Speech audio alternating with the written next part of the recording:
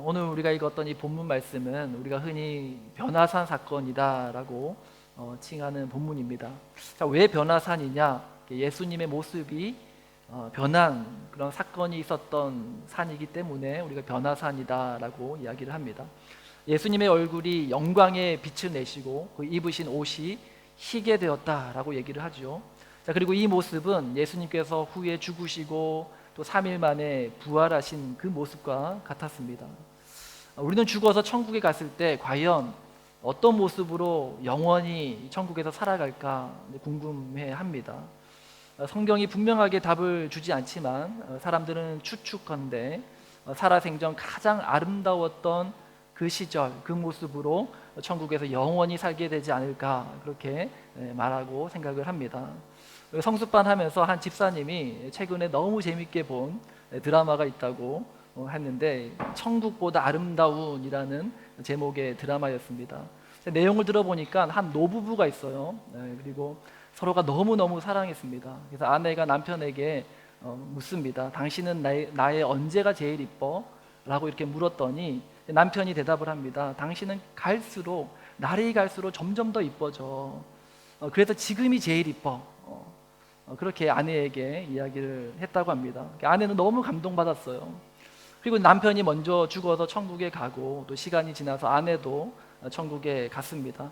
아내가 죽어서 천국에 갔는데 이제 천국 문 앞에서 천사가 이 아내분에게 물었답니다. 이제 천국에서 영원히 살 텐데 어느 모습으로, 언제적 모습으로 다시 돌아가기 원하십니까? 라고 물었대요. 그때 이 아내가 생각했죠. 남편이 살아생전에 자기에게 당신은 갈수록 더 이뻐져. 그래서 지금이 제일 이뻐.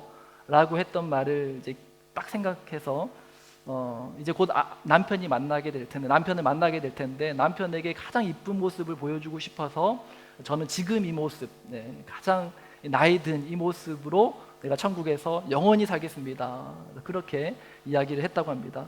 그리고 천국에 들어갔대요. 그리고 천국에서 드디어 남편을 만났습니다. 남편은 손석구. 그리고 이제 남편은 젊은 시절 가장 멋진 모습으로 이제 아내를 만날 날을 기대한 것이죠. 아내를 만났어요. 아내는 김혜자. 남편은 그 젊은 날에 가장 멋진 모습으로 섰고 아내는 이 늙은 모습으로 이 남편 앞에 선 겁니다. 남편이 아내를 보자 펄쩍 뛰면서 얘기하는 거예요. 왜 가장 이뻤던 시절로 돌아가지 않았냐고. 아내는 어리둥절한 거죠. 당신이 이 모습이 가장 이쁘다고 하지 않았냐고. 남편이 하는 말이 뭐예요? 그 말을 진짜 믿은 거냐고 했다고 합니다. 너무 이제 펄쩍 뛰면서 답답해했다라는 그런 이야기입니다. 제가 드라마를 보이진 않아가지고 이 내용이 맞는지는 모르겠지만 거의 비슷하죠, 집사님. 네. 우리는 모두 다 궁금해해요. 천국에 가면 어떤 모습으로 우리가 영원히 살게 될까? 아마 작가도 이 동일한 상상력을 바탕으로 이런 어떤 드라마를 만든 것 같습니다. 자, 그렇다면 오늘 변화사 사건이 우리에게 주는 메시지가 뭘까? 우리가 궁금해하는 이 천국에서 우리의 모습은 어떨까? 이런 모습에 대해서 우리에게 말하고자 하는 걸까? 아마도 이 말씀은 우리에게 더 깊은 메시지를 전하고 있다는 것을 본문을 통해서 발견하게 됩니다.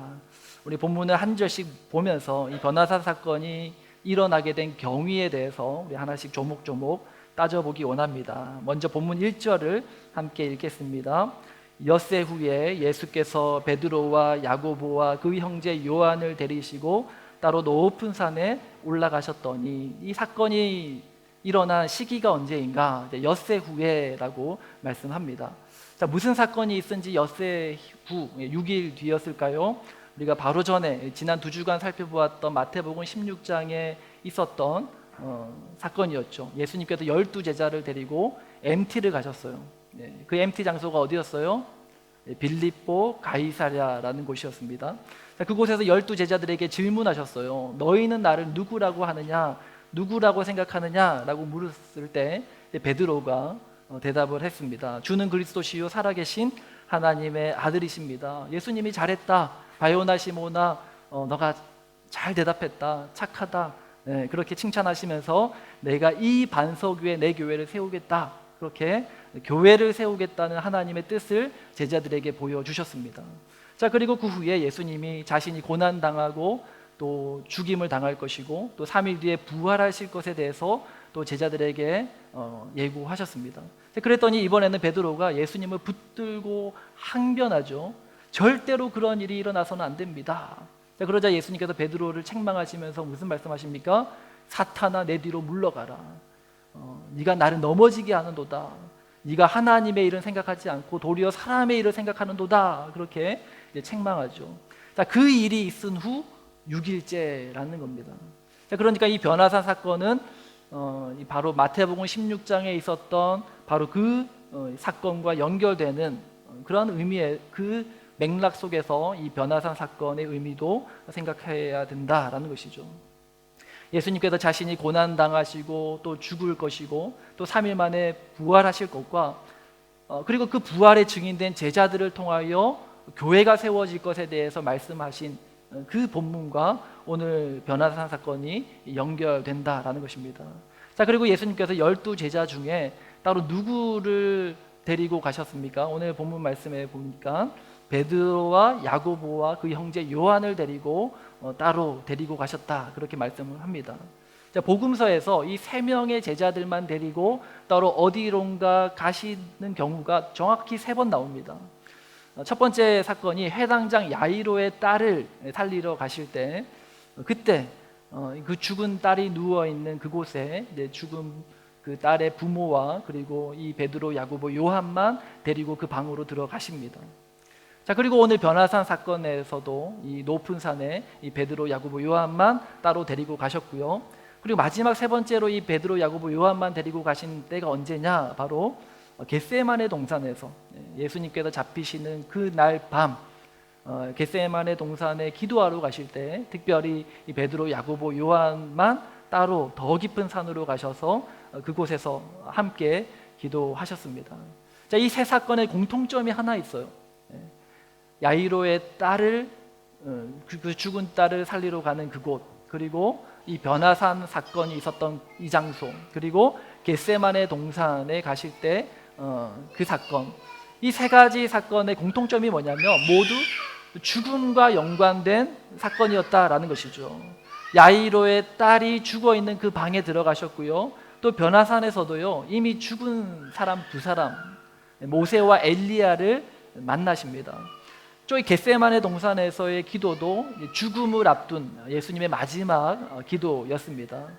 베드로, 야고보, 요한만 따로 데리고 가셨을 때의 공통점이 뭐냐? 바로 죽음과 관련된 사건이었다라는 것이죠. 자, 그리고 이들을 데리고 어디로 가십니까? 오늘 본문에 의하면 높은 산에 올라가셨다라고 기록하고 있습니다. 성경에서 높은 산은 하나님의 강력한 임재를 상징하는 그러한 곳이 높은 산이었습니다.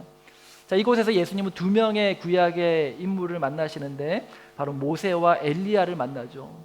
모세와 엘리야 하면 우리가 떠올려지는 대표적인 사건이 이제 일어났던 2 장소가 우리가 알 수 있습니다. 모세는 시내산에서 하나님을 만나죠. 그래서 모세가 하나님을 만나러 시내산 꼭대기에 올라가면 어김없이 구름이 그 시내산 꼭대기에 내려앉는 모습을 말씀합니다. 이 구름은 무엇을 상징합니까? 하나님의 영광의 임재를 상징하고 나타내는 것입니다. 저 엘리야가 갈멜산 꼭대기에서 바알과 아세라 선지자 850명과 대결을 벌이는 일이 일어나죠. 자, 그곳에서 하늘에서 불이 내려오는 그러한 일들도 일어났습니다. 이 또한 하나님의 강력한 임재, 하나님이 불같이 임하시는 그러한 모습을 보여주는 것입니다. 마찬가지로 오늘 이곳 높은 산에서도 동일한 사건, 즉 하나님의 초자연적인 역사, 하나님의 강력한 임재가 일어나는 그런 사건이 있는 곳이 바로 이곳 높은 산이라고 할 수 있습니다. 자, 그러면 그곳에서 무슨 일이 일어났습니까? 오늘 본문 2절 말씀 보시면 예수님의 모습이 변형되셨죠. 그들 앞에서 변형되사 그 얼굴이 해같이 빛나며 옷이 빛과 같이 희어졌다라고 말씀합니다. 인간의 몸을 입고 아기 예수로 오신 예수님이 30년 평생을 살다가 또 3년 반 공생의 사역을 하시는 때의 모습과는 조금 다른 변형된 모습으로 나타나셨다라는 것이죠. 자, 그리고 3절 말씀 보시면 구약을 대표하는 두 인물, 모세와 엘리야를 만나서 대화를 나누시죠. 그 대화의 주제를 누가복음 9장 31절에서는 예수께서 예루살렘에서 별세하실 것에 관하여 그들과 대화를 나누셨다라고 기록하고 있습니다. 자, 예수님이 변형되신 모습은 이 땅에서의 살아있을 때의 모습이 아닌 얼굴에서는 광채가 나고 그 옷이 희게 되었다라는 모습, 그리고 또 모세와 엘리야와 함께 대화를 나누는 그 주제도 예수님의 죽음이라는 것을 우리가 보면은 계속해서 이 모든 변화산에서 일어나고 있는 이 사건이 말하는 바가 바로 죽음과 연관이 있다라는 것을 우리가 생각해 볼 수 있습니다. 모세와 엘리야 다 죽은 자들이에요. 이제 구약의 인물이었고 아주 오래전에 살다가 이미 죽은 자들입니다. 물론 지금 살아서 예수님과 대화를 나누고 있지만 이 땅에서는 이미 죽은 자들이라는 거죠. 그리고 예수님이 데리고 간 베드로, 야고보, 요한은 산자들로 그 변화산, 그 높은 산 꼭대기에 있습니다. 지금 이들이 함께 그 땅에 공존하고 있는 거죠.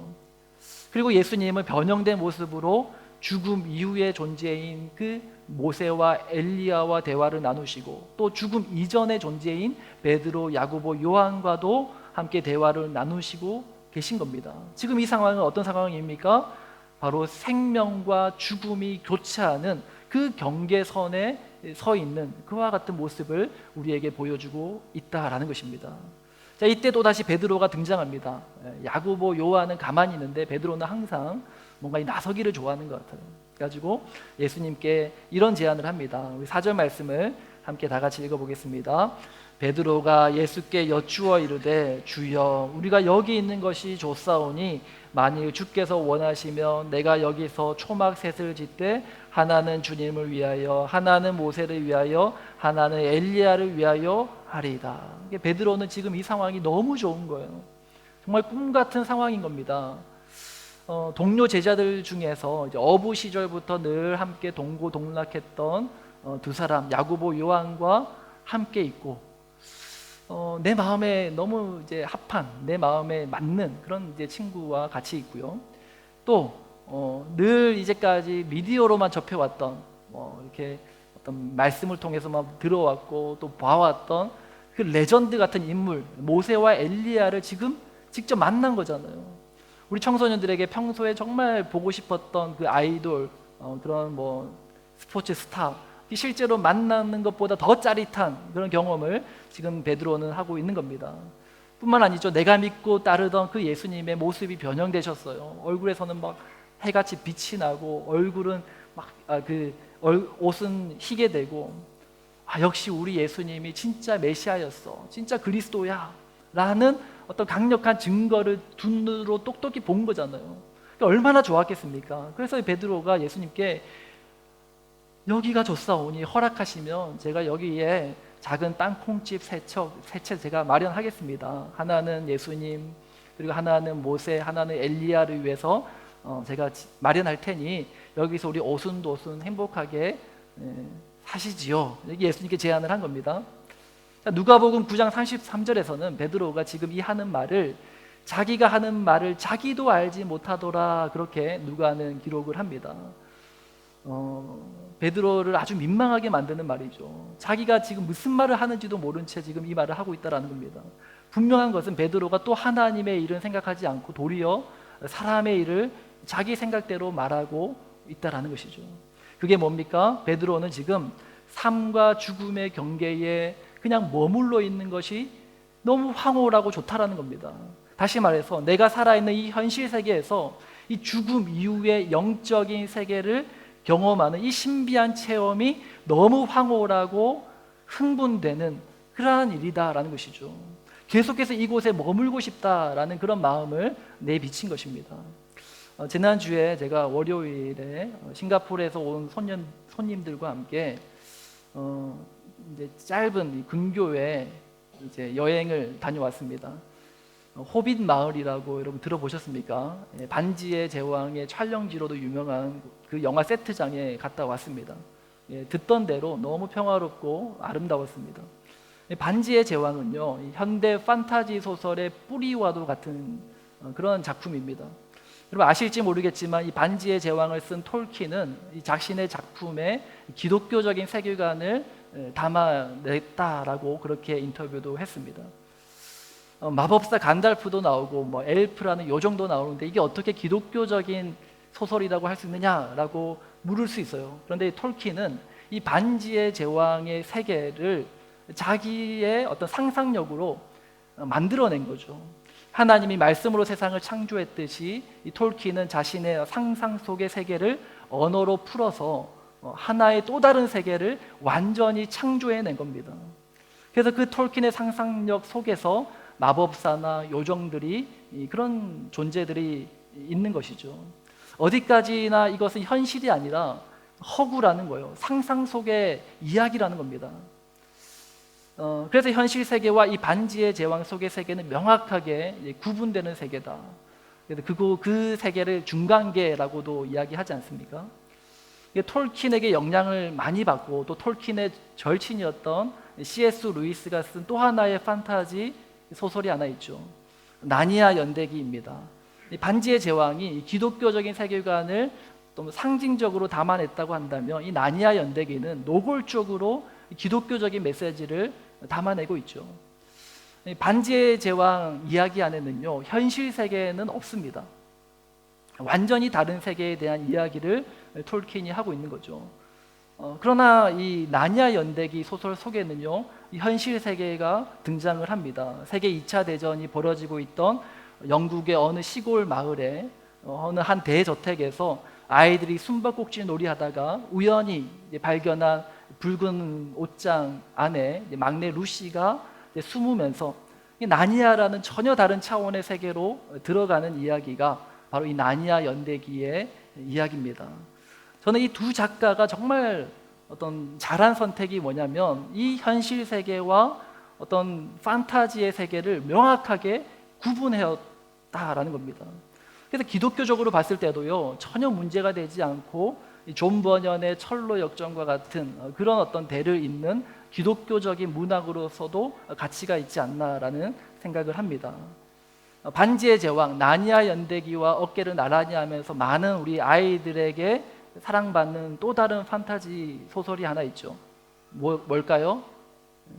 뭘까요? 해리포터 시리즈입니다.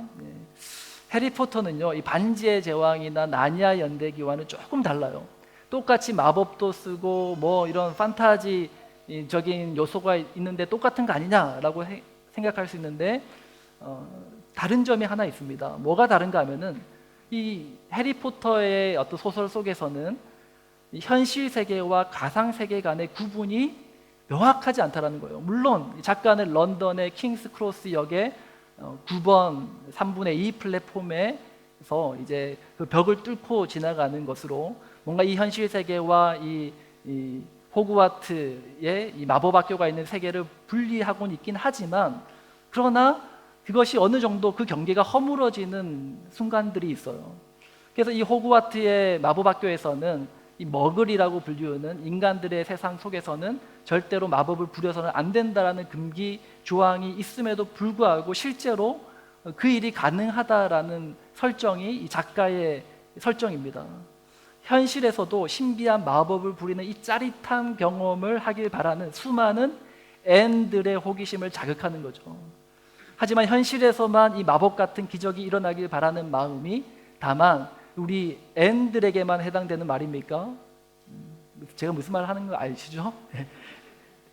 시들도 이 현실 세계 속에서 뭔가 기적적인 마법 같은 일들이 일어나기를 바라고 있지 않습니까? 예를 들면 이런 거죠. 로또 당첨되는, 로또에 1등 당첨되길 바라는 그 기적이 내 삶 가운데 일어나길 모두가 바라잖아요. 내가 투자한 주식이 대박 터지길 바라잖아요. 안 바라는 사람 있습니까? 시험은 망쳤지만 내가 원하는 대학교에 입학하기를 바라는 그런 기적이 내 삶 가운데 일어나길 바라는 거예요. 상황이 기적적으로 내가 소원하는 대로, 내가 바라는 대로 흘러가기 원하는 것이 모든 사람들의 공통적인 바람 아닙니까? 우리 모두가 함께 공유하고 있는 이 상황이 나에게는 좀 더 유리하게 작동하기를 기대하고 희망하는 것입니다. 물론 성경이 이런 마법 같은 기적을 부정하는 것은 아닙니다. 예수님도 수많은 기적을 일으키셨어요. 오늘 본문에 등장하는 모세도 물을 변하여 피가 되게 만들고요, 또 자기가 가진 지팡이로 많은 기적들을 행했습니다. 엘리야도 하늘을 명해서 땅에 불을 내리기도 했죠. 이런 초자연적인 기적은 모두 하나님이 신적 개입을 하시는 순간들이었죠. 그러나 성경에서 하나님이 이와 같은 초자연적인 개입으로 기적이 일어나는 이 모든 것은 단 하나의 목적 때문이었습니다. 그 목적이 무엇입니까? 바로 하나님의 하나님 되심을 밝히 드러내시기 위함이었다라는 것이죠. 그래서 C.S. 루이스의 기적이라는 책에서 이런 말을 합니다. 그리스도인들이 주장하는 그 핵심 기적은 다름 아니라 성육신 사건이다. 예수님이 인간의 몸을 입고 이 땅에 오신 일이야말로 하나님이 초자연적인 역사로 이 현실 세계에 개입하신 기적 중의 기적이라는 거예요. 다른 모든 기적은 이 기적을 예비하는 것이거나 또는 이 기적을 예표하는 것이거나 또는 이 기적에서부터 유래된 것이다 라고 그렇게 이야기를 합니다. 실제로 그래요. 구약 성경에 나오는 모든 기적들은 예수님을 예표하는 것들이다 라는 것이죠. 뿐만 아닙니다. 신약 성경에서 예수님께서 많은 기적들을 일으키셨는데 예수님은 자신이 일으키는 그 기적을 가리켜서 어떤 표현을 쓰시는가 하면 표적이라는 표현을 쓰십니다. 예수님 자신이 하나님 되심을 가리키는 사인이라는 거예요. 표적이라는 것이죠. 변화산에서 예수님께서 간달프처럼 모습이 변형되셨어요. 환하게 빛나셨습니다. 이런 마법 같은 사건을 일으킨 이유도 무엇입니까? 바로 죽음과 삶의 경계에 선 예수님의 모습을 보여준 거예요. 예수님의 얼굴이 빛나고 그 옷이 희게 된 것은요, 예수님이 예고하셨던 순환당하시고 죽으시기에 되겠지만 그것이 끝이 아니라 3일 뒤에 부활하실 것, 사망 권세 이기시고 부활의 영광의 모습을 입으실 그 예수님의 모습을 베드로, 야고보, 요한에게 밝혀 드러내 보여주신 거라는 거예요. 생명과 죽음을 가르시는, 생명과 죽음의 주권자 되시는 분이 바로 예수님이심을 보여주는 사건이다라는 것입니다. 그러니까 베드로가 여기가 좋사오니라는 이 생각의, 이 발상의 문제가 뭐예요?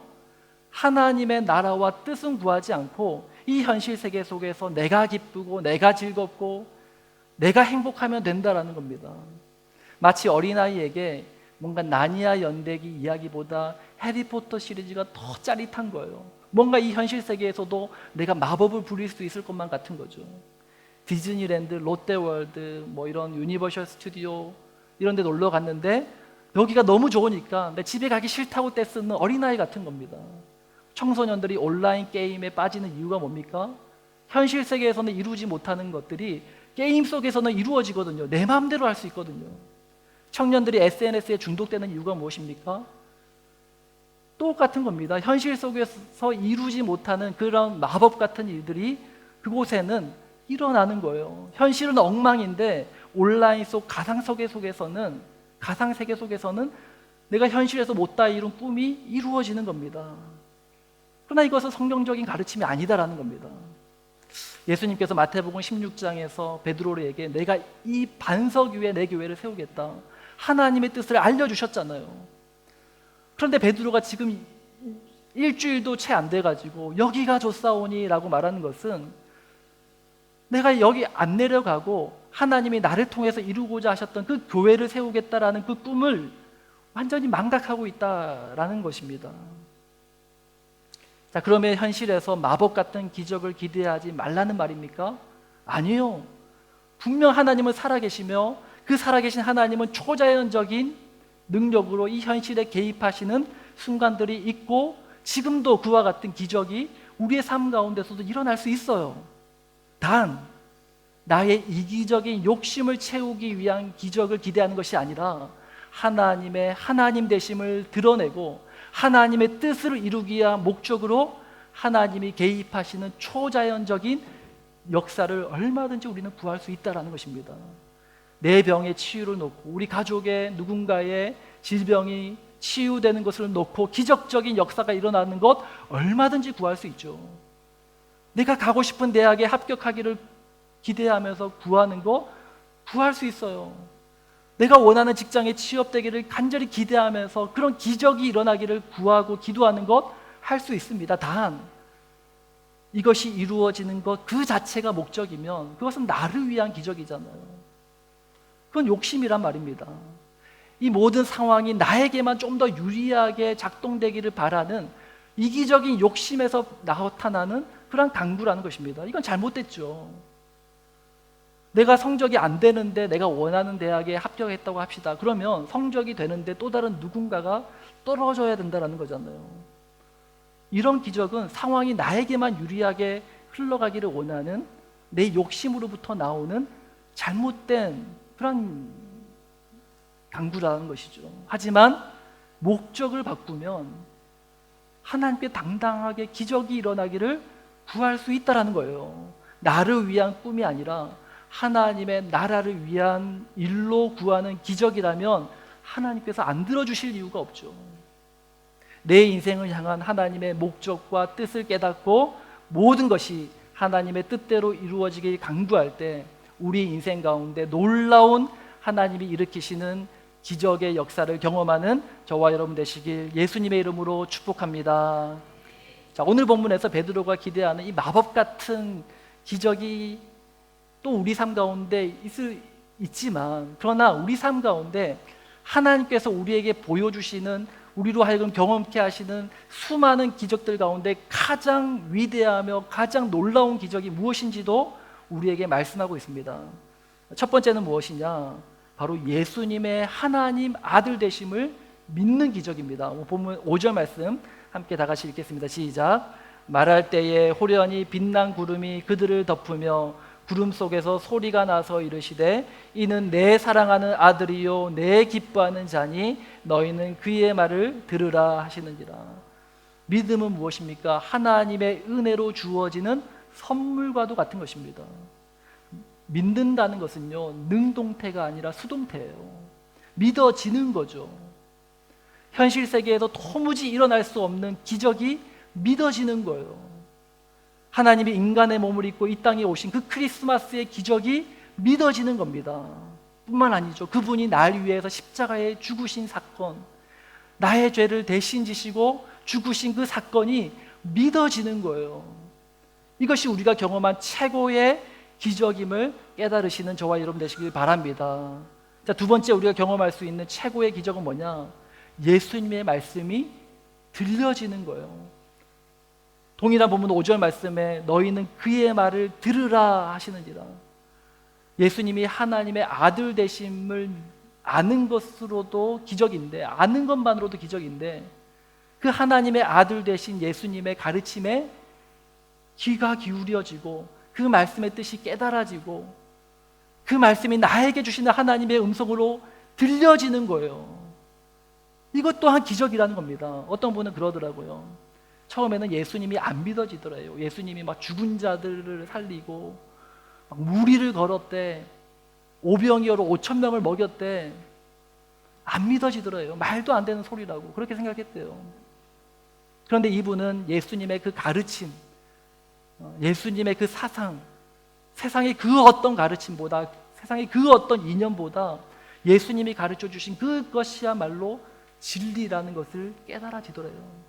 그래서 거꾸로 그것이 깨달아지니까 예수님이 행하셨던 그 기적들도, 다른 기적들도 이해되어지고 믿어지더라는 것입니다. 순서는 상관없어요. 예수님의 말씀이 들려지고 깨달아지고 믿어지는 것이 우리가 경험하는 최고의 기적임을 믿으시는 저와 여러분 되시길 바랍니다. 왜요? 그 예수님의 말씀이 우리의 마음에 진정한 평안을 가져다주는 말씀이기 때문입니다. 세 번째로 우리가 이 땅에서 경험하는 최고의 기적이 뭐냐? 바로 예수님의 말씀으로 마음의 위로를 얻는 거예요. 오늘 보면 7절 말씀을 함께 읽습니다. 시작. 예수께서 나와 그들에게 손을 대시며 이르시되 일어나라 두려워하지 말라 하시니. 교회를 찾아오시고 또 예수님을 이제 믿고 또 구원받아서 간증하는 성도님들의 어떤 간증을 들어보면 많은 분들이 하시는 말씀이 뭔가 하면은 말씀을 읽고 듣는데 그 예수님이 하신 그 말씀이 자신에게 너무 위로가 되고 또 마음에 평강을 가져다 주더라는 겁니다. 2000년 전에 어느 한 청년이 전한 그 말씀에 현대를 살아가는 우리의 마음이 터치되는 그러한 은혜를, 그러한 기적을 경험하더라는 것이죠. 수고하고 무거운 짐진 자들아 다 내게로 오라. 내가 너희를 쉬게 하리라. 애통하는 자는 복이 있나니 그들이 위로를 받을 것이니라. 평안을 너희에게 끼치노니 곧 나의 평안을 너희에게 주노라. 내가 너희에게 주는 것은 세상이 주는 것과 같지 아니하리라. 너희는 마음에 근심하지 말고 두려워하지도 말라. 이것을 너희에게 이루는 것은 너희로 내 안에서 평안을 누리게 하려 함이라. 세상에서는 너희가 환난을 당하나 담대하라. 내가 세상을 이기었노라. 예수님의 이 말씀이 마음의 위로가 되는 거예요. 어떻게 2000년 전에 그 예수님이 하신 말씀이 오늘을 살아가는 내 마음을 새롭게 하고 내 마음을 터치하고 내 인생을 변화시키는 그 능력의 말씀으로 역사되는 겁니까? 기적이라는 거예요. 하나님은 말씀으로 세상을 창조하셨습니다. 하나님의 말씀은 그 어떤 사람의 말보다 우리의 마음을 위로하고 평안을 주는 능력이 된다는 것이죠. 우리는 말씀을 통하여 하나님이 나와 함께 하시며 나와 가까이 계시다라는 것을, 그리고 나를 지켜주신다라는 것을 우리가 깨닫습니다. 시편 119편 151절 말씀이죠. 여호와여 주께서 가까이 계시오니 주의 모든 계명들은 진리니이다. 말씀을 통하여 주님이 나와 가까이 계심을 내가 느끼는 거예요. 그리고 이 진리의 말씀은요, 우리를 자유케 하는 하나님의 능력이 된다고 말씀합니다. 진리를 알지니 진리가 너희를 자유롭게 하리라. 오늘 이 변화사 사건이 우리에게 주는 강력한 메시지가 무엇입니까? 예수 그리스도께서 하나님의 아들 되시며 그 주님의 말씀에 우리가 귀를 기울일 때 우리 삶에도 기적 같은 일들이 일어나게 된다는 것입니다. 주님 알기 원하십니까? 주님의 말씀을 듣기를 원하십니까? 주님이 내 삶에 오셔서 초자연적인 역사로 개입하셔서 나를 통해서 하나님의 뜻을 이루시길 원하십니까? 그렇다면 주님의 말씀을 듣고 또 그 말씀의 능력을 경험하시는 그런 우리 모든 하늘생교회 성도님들 다 되시길 주님의 이름으로 축복합니다. 우리 시간 함께 부를 찬양은요, 내 눈 주의 영광을 보네라는 찬양입니다. 이 찬양의 가사에 내 눈 주의 영광을 봅니다라는 그런 가사의 내용이 있어요. 이 고백은요, 우리가 무슨 신비한 체험이나 어떤 경험으로 하나님의 임재를 경험한다라는 말이 아닙니다. 무엇이 하나님의 가장 강력한 임재입니까? 하나님의 아들을 아는 것, 그리고 그 예수님의 말씀을 듣는 것, 그 말씀 중에 임하시는 하나님의 능력을 경험하는 거예요. 그것이 우리가 경험할 수 있는 가장 강력한 하나님의 임재라는 것입니다. 이 찬양으로 고백하실 때, 주님, 내가 주님의 말씀을 읽고 묵상하는 가운데 하나님의 영광을 보기 원합니다. 진리를 통한 진정한 하나님의 살아계심을 내가 경험하기 원합니다 하는 마음으로 이 찬양으로 함께 고백하며 나아가겠습니다. 내 눈 주의 영광을 보네.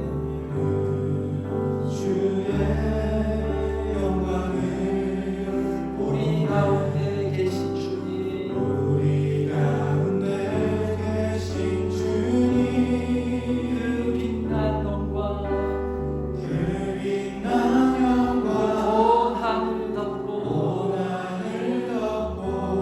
그 찬송 온 땅 가득해